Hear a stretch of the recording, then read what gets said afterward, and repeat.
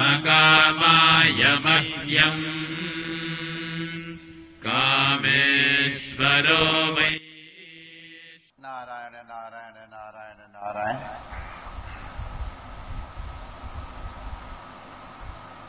सद्गुरु वैद्य वचन विश्वासा, संयम यह न विषय कर आशा। राम भक्त सजीवन मूरी।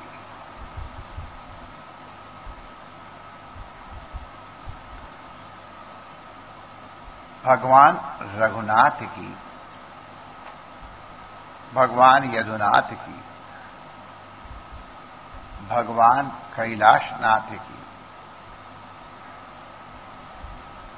अंजनी नंदन की, गिरिवर नंदिनी की,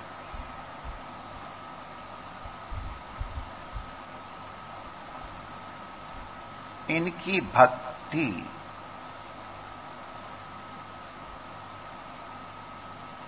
ये सजीवन मूरी है। मृत को भी जिला देने वाली है।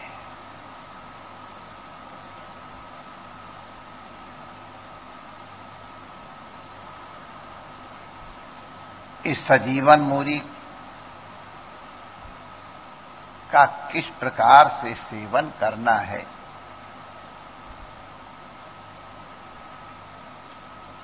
भिन्न भिन्न अंतःकरण वालों के लिए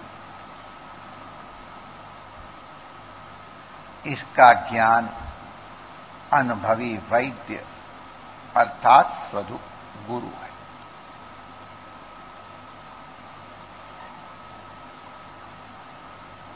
सद्गुरु को ये अनुभव है कि इस सजीवन मूरी का कौन सा रूप किस विधान से, किस अनुपान से लेना है, और उसमें श्रद्धा होनी आवश्यक है। इसीलिए हमारे वेद ने आदेश दिया है आदौ श्रद्धा।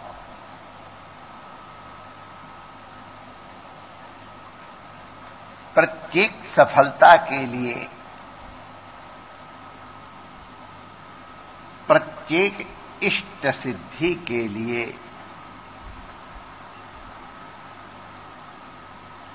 मार्गदर्शक और उसकी विधि अथवा उनके वचन में श्रद्धा होना आवश्यक है।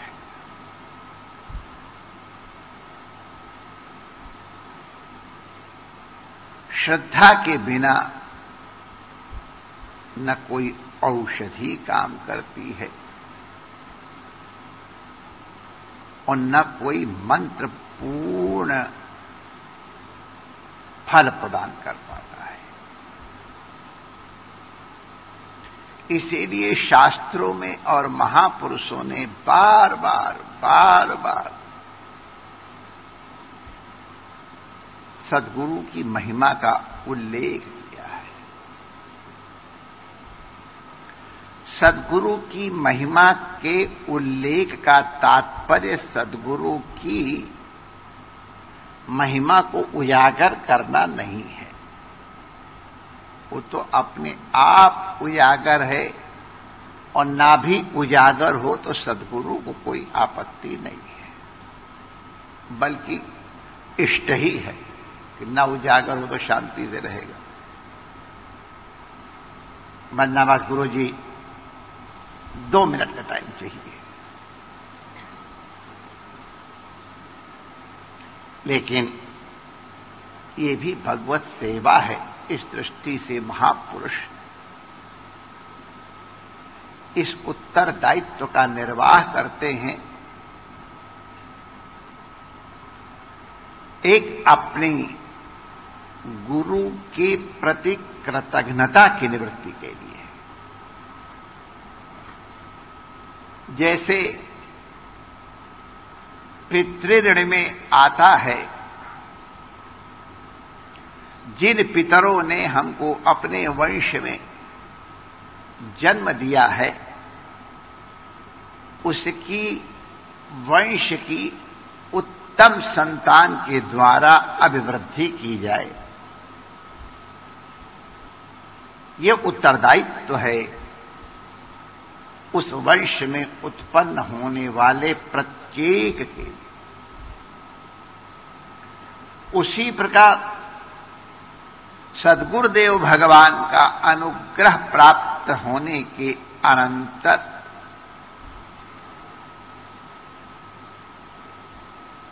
उत्तम शिष्य की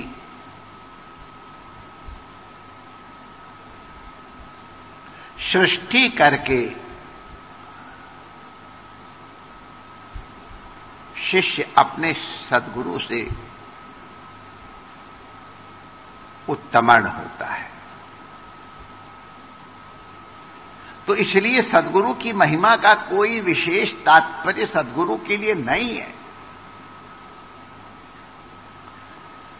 सद्गुरु की महिमा का जहां भी उल्लेख है वहां तात्पर्य है शिष्य को सद्गुरु की सेवा में संलग्न करना। हमारे शास्त्र की विधि है, जिस कार्य में प्रयुक्त करना होता है उसकी स्तुति करते हैं और जिससे निवृत्त करना होता है उसकी निंदा करते हैं। तो यहां निंदा या स्तुति में तात्पर्य शास्त्र का नहीं है। शास्त्र का तात्पर्य है अधिकारी किस विषय में प्रवृत्त हो और किस विषय से अपने को निवृत्त करे। इसको विधि और निषेध कहते हैं। तो ये विधि और निषेध का अनुपालन शिष्य तभी कर पाएगा जब उसको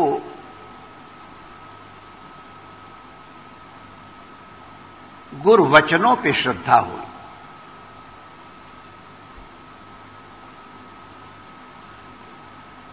शास्त्र और अनुभव के अनुसार जिसकी जितनी प्रगाढ़ श्रद्धा है उसको उसी प्रकार की सिद्धि की उपलब्धि होती है। यादृशी भावना यस्य सिद्धिर्भवति तादृशी। हमारे कई तो गुरु भक्त भगवान से बढ़कर के गुरु को स्वीकार करते हैं।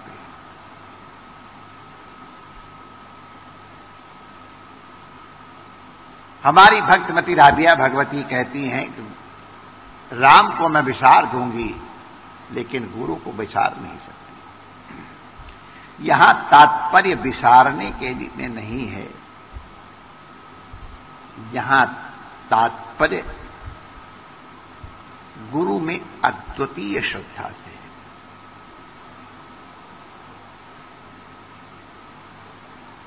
और इसके फल देखे गए हैं।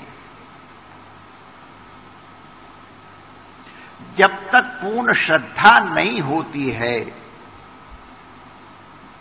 तब तक गुरु वचनों का पालन हो ही नहीं सकता है। पूर्ण श्रद्धा होने के अनंतर ही उनके विधि और निषेध का अनुपालन संभव है और तब ही जीव को अभीष्ट सिद्धि की प्राप्ति होती है। आदौ श्रद्धा, गुरु वचनों पे श्रद्धा, उनका अनुपालन करने का परिणाम ये हुआ कि गुरु महाराज ने फिर अंत में उनके ऊपर ही उत्तरदायित्व प्रदान कर दिया। बेटा अब तुम ही इस आश्रम की सेवा पूजा देखो, अब हम निवृत्त होते हैं। गुरु की आज्ञा का पालन करते हुए उन्होंने एक बार भी नहीं कहा नहीं महाराज मैं कैसे करूंगा, आप रहते हुए ठीक है। तो इसलिए आदौ श्रद्धा, मंत्र में, गुरु में, इष्ट में, औषधि में यादृशी श्रद्धा यस्य सिद्धिर्भवति तादृशी। अपनी श्रद्धा और विश्वास में अभिवृद्धि करें। साधन की न्यूनता नहीं है, न्यूनता यदि है तो हमारी श्रद्धा और हमारे विश्वास में। इसीलिए भवानी शंकरौ वंदे श्रद्धा विश्वास रूपेण, याभ्याम बिना न पश्यन्ति सिद्धा स्वांतस्थल।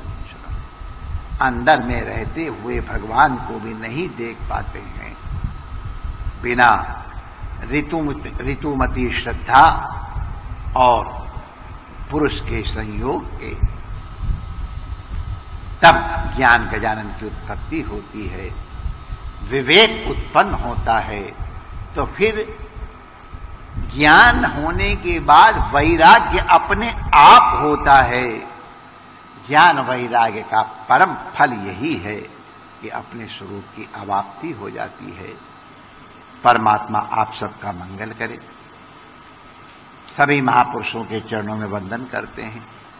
पूज्य ऋषि कुमार और आचार्य जनों का वंदन, और जो यहां सब बैठे हैं तथा विज्ञान के माध्यम से जुड़े हैं, उन सब का अभिनंदन करते हुए अपनी वाणी को विराम देते हैं। जय श्री कृष्ण।